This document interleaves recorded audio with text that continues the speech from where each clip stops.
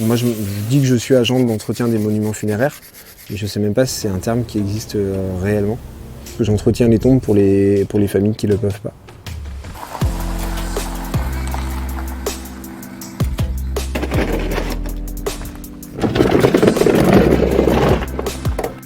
Il y a eu plusieurs choses qui ont fait dans ma vie que j'ai souhaité changer de métier, parce qu'avant j'étais agent immobilier. Et agent immobilier, il y a un rapport à l'humain, puisqu'on a des clients, on fait des visites, mais on a un rapport à l'humain qui est totalement faussé de par l'argent qui est en jeu.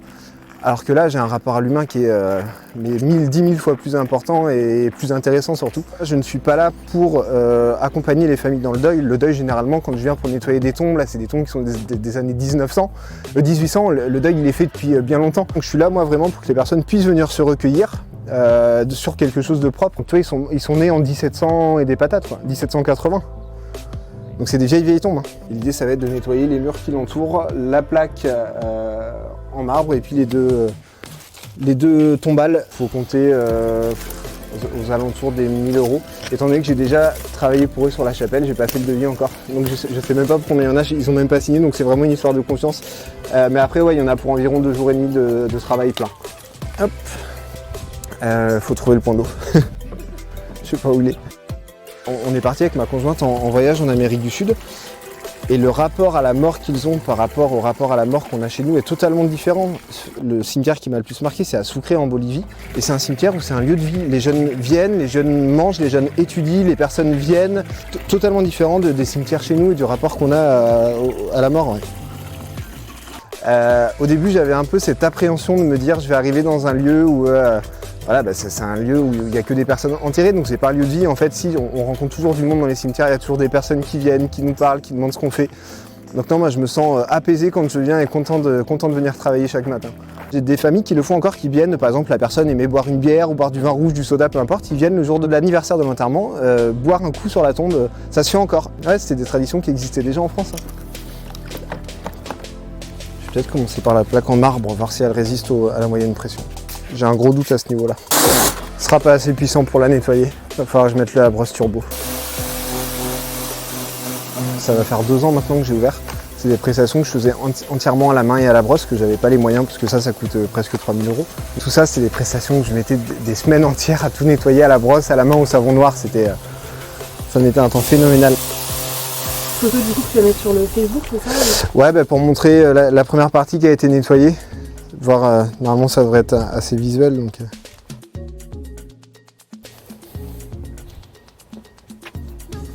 Là je cherche la tombe sur laquelle je dois intervenir. La famille qui a fait appel à mes services, je ne l'ai pas rencontrée, je les ai eu au téléphone, mais je ne les ai pas rencontrés. Donc on m'a expliqué plus ou moins bien où était située la tombe, donc il faut la trouver maintenant. Quels sont les indices?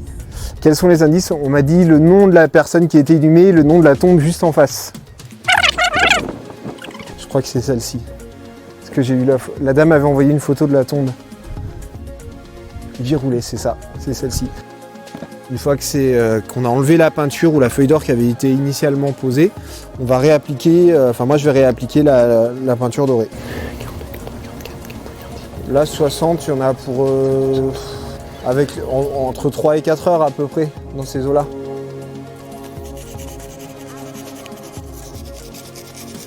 Si le temps reste clément et qu'il pleut pas.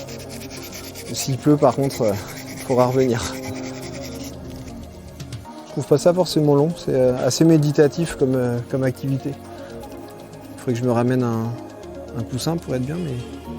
Quand je sors du cimetière le soir ou quand je rentre chez moi, à aucun moment je me dis je vais passer la journée entouré de personnes qui sont sous moi ou enterré de personnes qui sont décédées, pas du tout.